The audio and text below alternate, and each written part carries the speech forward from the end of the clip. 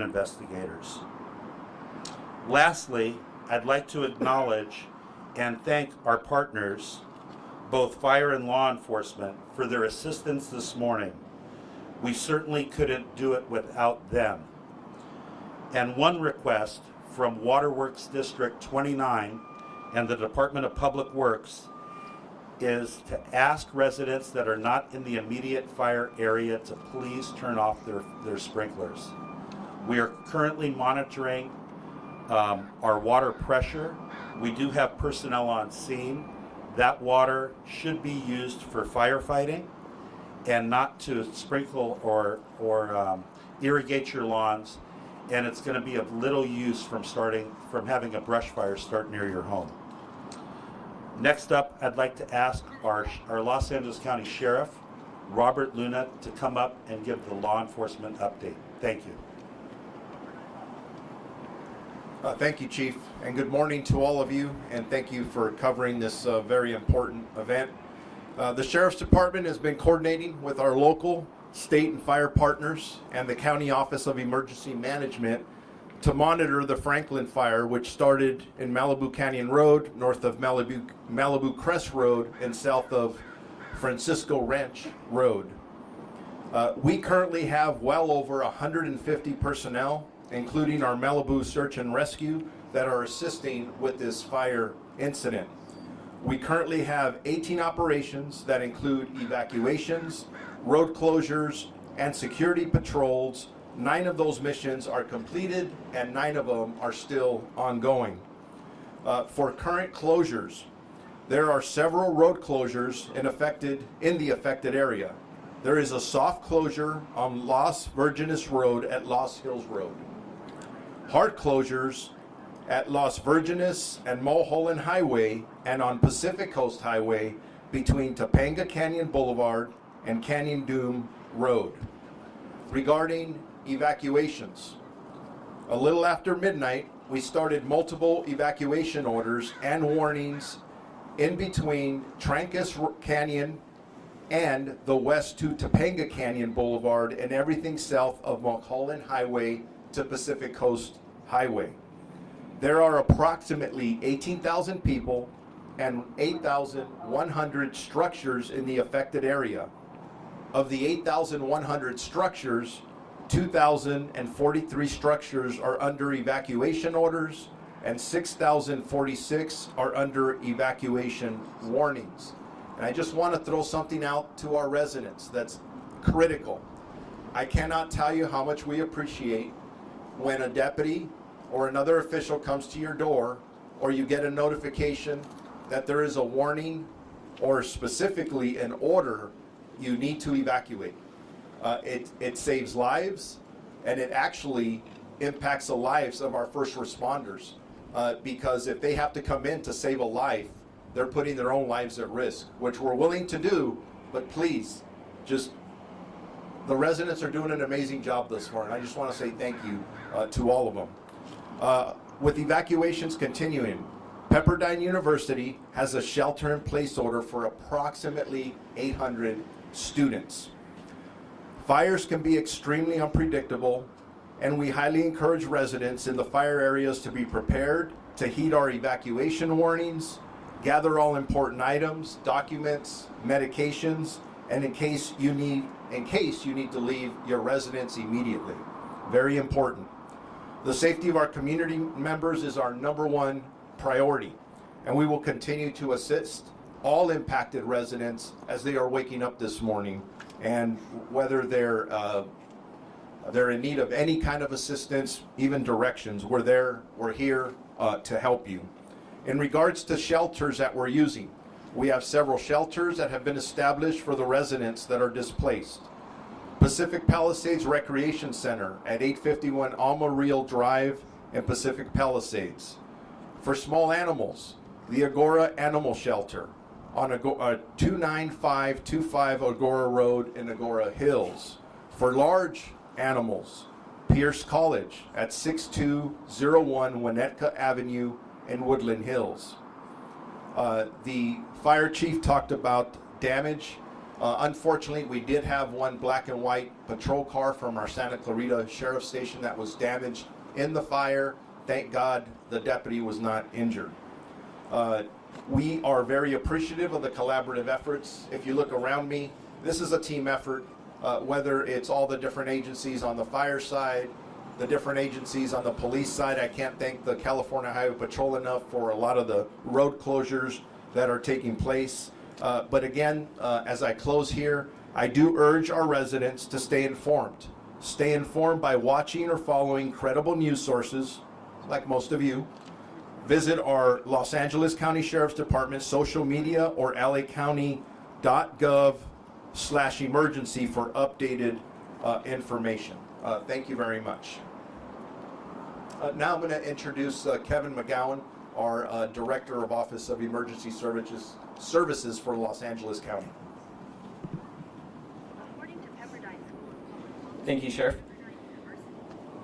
Our heart goes out to all those that have been impacted by this wildland fire. I also want to say thank you to the residents, as the Sheriff said, but also to all of our field responders and our Emergency Operations Center responders. The county's emergency organization went into its full activation at the onset of the forecast, well before the fire actually started. We saw the significance from the National Weather Service, another great partner during this incident, describing this as a particularly dangerous situation that warranted a really sizable preparedness campaign across the entire county. That continues still at this moment. We still have a lot of risk and threat throughout the county beyond just what's occurring at the Franklin fire. We activated our Emergency Operations Center yesterday at 7 a.m. and it's been activated 24/7 since. It assisted with the Sheriff's Department and the Fire Department, along with our partners at the City of Malibu, with all of our alert and warning emergency notifications. I really want to express my gratitude and thanks to the residents for complying with all those emergency notifications. It takes a team effort for us to do effective evacuations, especially when it's nighttime. Lastly, just to echo what the Sheriff said, real-time information can be found by visiting our website, lacounty.gov/emergency. And with that, I have the pleasure of introducing the mayor for Malibu, Mary Ann Riggins. Thank you, everyone. Mary Ann Riggins, Mayor Pro Tem, City of Malibu. I want to thank the Los Angeles County Fire Department, our Sheriff's Department, CHP, County Supervisor Lindsay Horvath, and all the agencies that are responding to this incident. Currently, our Malibu City Hall is in the evacuation zone, so our Emergency Operations Center is running out of Calabasas City Hall currently. We do have staff that are monitoring the situation and reporting things out. We want to encourage the residents, please follow all evacuation orders. That is the most important thing. And I also want to thank our local fire brigades for responding to our fire here. Residents should have their Genesis app available to help with emergency evacuation notification. And I want to thank you, everybody, and please introduce County Supervisor Lindsay Horvath. Good morning. First, I want to extend my deepest gratitude to the first responders who have been working tirelessly through this night and into the morning to protect lives, to protect property, and most importantly, to protect all of our communities. The bravery, skill, and dedication of our firefighters, our law enforcement officers, and emergency personnel, all of it is nothing short of heroic, and we're profoundly grateful for their service. To our residents, your safety is our top priority. Please follow all evacuation orders and instructions from emergency personnel. If you are told to shelter in place, please also shelter in place. These measures are put in place to protect lives, and your cooperation is critical. For real-time updates and emergency alerts, I encourage everyone to visit alertla.org. That's alert, ALERT, LA.org, and sign up to stay informed. I want to thank our local, city, and state partners who have stepped up during this critical time. This collaborative effort underscores the strength of our shared commitment to the safety and well-being of our residents. I extend my gratitude to the Los Angeles County Fire Department, the Sheriff's Department, the Office of Emergency Management, and all of our county partners who are working to keep everyone safe. Your coordinated efforts have been essential in managing this crisis and ensuring a swift, effective response. I want to recognize and thank our board chair, Catherine Barger, for her leadership and responsiveness in responding to our request and declaring a local state of emergency. This critical step will allow us to unlock additional resources and expedite recovery efforts for those affected by the Franklin fire. We also thank our governor, Gavin Newsom, for securing additional FEMA assistance and will continue to stay in close coordination with our state partners to ensure that all impacted areas receive the help that they need. The County of Los Angeles shares a close partnership with our city of Malibu as well as our Topanga community nearby. Especially in these challenging times, we stand ready to provide the support and resources necessary to help the community through this emergency. To those affected by the Franklin fire, please know that we are here for you. We stand with you, and we will stay with you. Thank you again for everyone who's contributing resources to this incident. Your partnership is most appreciated. Thank you very much. With that, we'd like to open it up to anyone who may have questions for the group.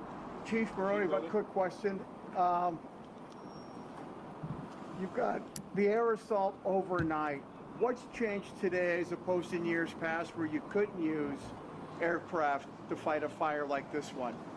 Well, you know, over time, the LA County Fire Department and our partner agencies, either at CAL FIRE and also the Los Angeles City Fire Department, we've procured more helicopters with night, and our pilots have night vision goggles, so we are now able to bring the fight to the night.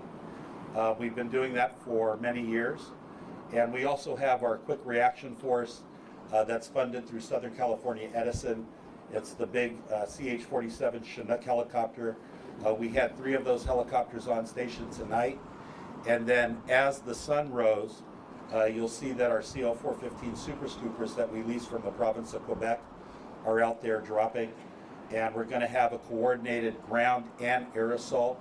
We'd really like to button this fire up and get some containment by this afternoon.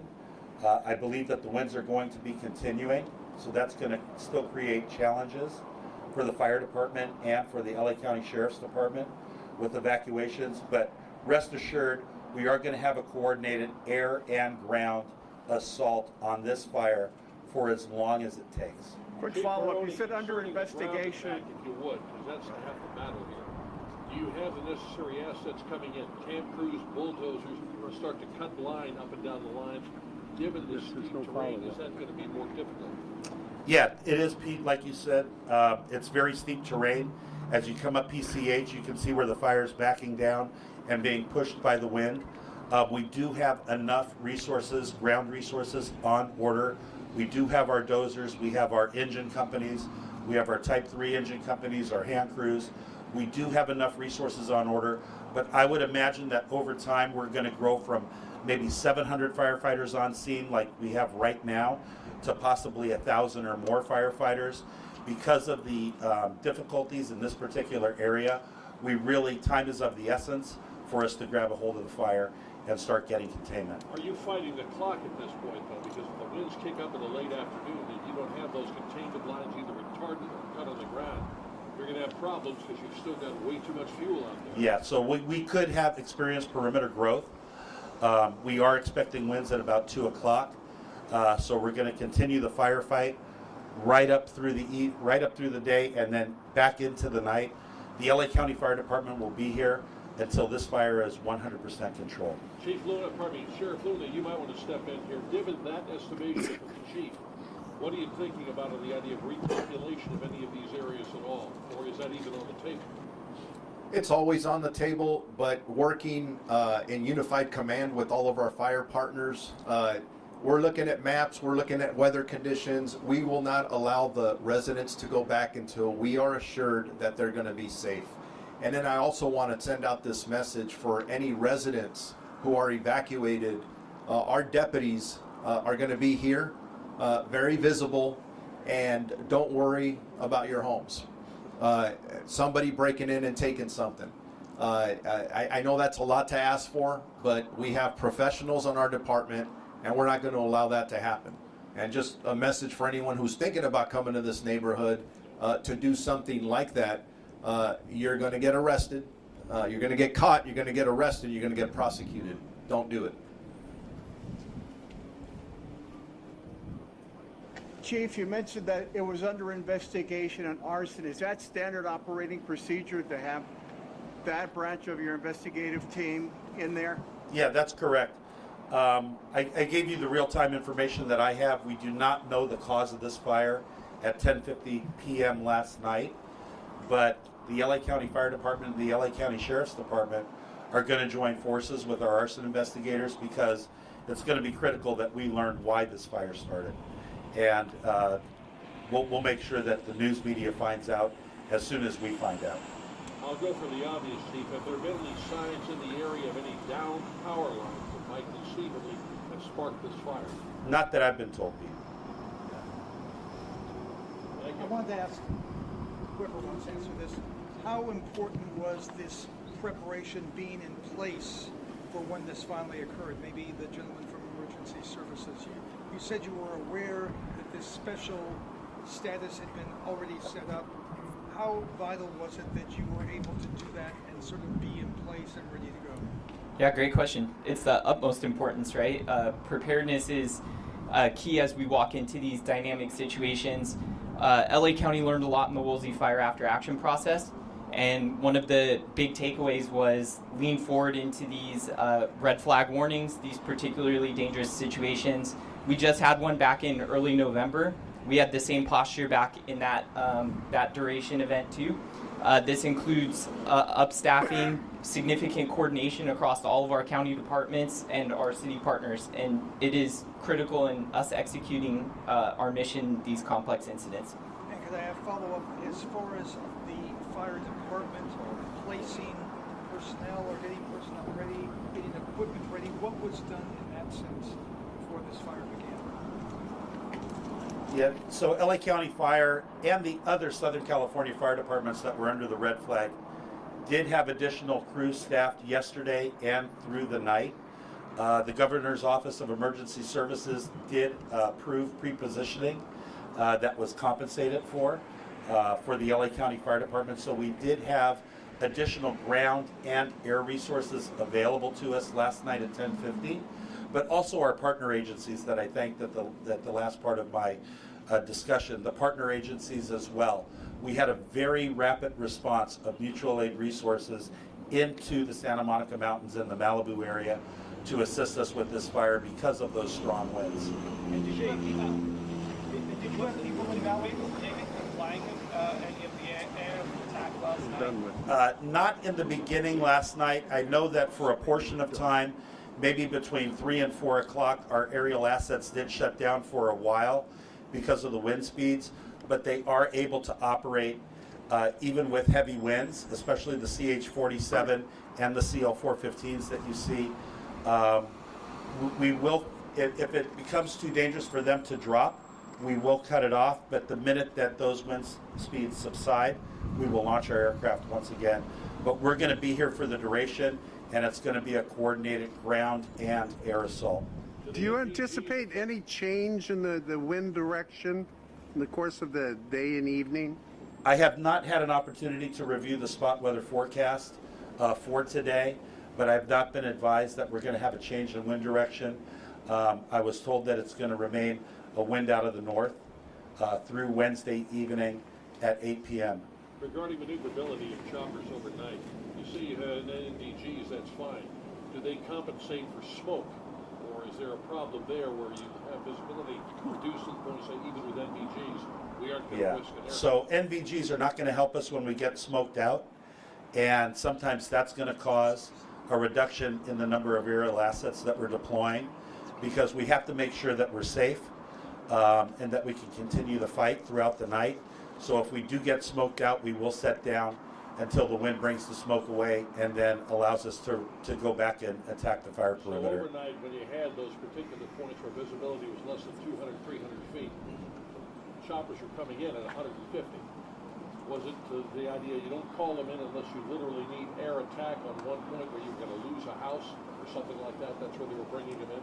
Yeah, well, you know what, Pete? I mean, aerial operations are a combination of perimeter control and point structure defense. So we use helicopters and our aircraft for structure defense, but we also use it for perimeter control. But like you brought up earlier, we need boots on the ground. Unsupported helicopter or aircraft drops do not put out the fire. We actually have to put a line around the entire fire, and this fire at 2,200 acres or more has a lot of unsecured fire perimeter. Excuse me, sir. I know that there's been, especially since Woolsey, more and more kind of CERT teams, fire brigades across the Malibu area that have been built up, including the program I know that Supervisor Horvath, you've helped kind of create over the past few years. How crucial have those teams that aren't official firefighters but are CERT teams, community groups, how helpful and needed have they been over the course of the years? Well, they've been very helpful, and I believe that they're very needed because it really needs to be a partnership between the community and public service. And the LA County Fire Department was proud to partner with SD3 and Supervisor Horvath to approve the community brigade. It's the first of its kind in the nation. And I actually saw the Malibu Community Brigade out this morning. So they really bridge that gap between residents and public service. So we appreciate it. We help train them. We make sure that they're safe. But we know that the community appreciates a role in helping protect their community. Is the community brigade going to continue to be part of this process of fighting the fire? I certainly hope so. I'm not going to send them home. Yeah. I wanted to ask one follow-up on the positioning, pre-positioning. Were there extra personnel in Malibu at 10:50 last night ready to move up there? Yes, there was. And we had additional strike teams. We had additional aircraft out of our Barton heliport. We also had additional aircraft out of our Van Nuys tanker base. That's amazing. Yeah. Because we knew that this event was coming. We knew that it was a particularly dangerous situation from the Weather Service. So that gave us the time to upstaff in preparation. Remember in November, we had the last Santa Ana event. We had the Broad Fire. Shortly after the Broad Fire started, we had the Mountain Fire start in Ventura County, and we went to the aid of our partners in Ventura. So we seem to get one significant wildfire every time we have a strong Santa Ana event in Southern California. And is this something that's changed over the last 5-10 years, this approach? Well, I certainly think that global warming is impacting wildfire throughout the United States, and it's making it even more challenging for fire departments to respond to wildfire. It's undeniable, from my perspective, that global warming is causing more challenges for us. Thanks, Chief. Thank you. Can you guys repeat how many people are under evacuation? Just let me finish, will you? Give me a second, I'll give you that number right now. Oh,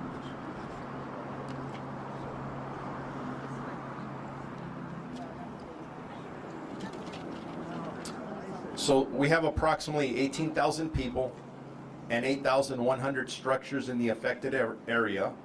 Of the 8,100 structures, 2,043 structures are under evacuation orders, and 6,046 are under evacuation warnings. Thank you. Approximately 5,000 in total. Structure.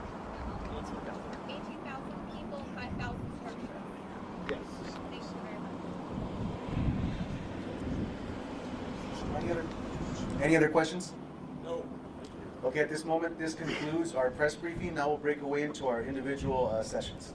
Thank you. Might there be another update later in the day? Yes. Check back with us and we'll release a press advisory.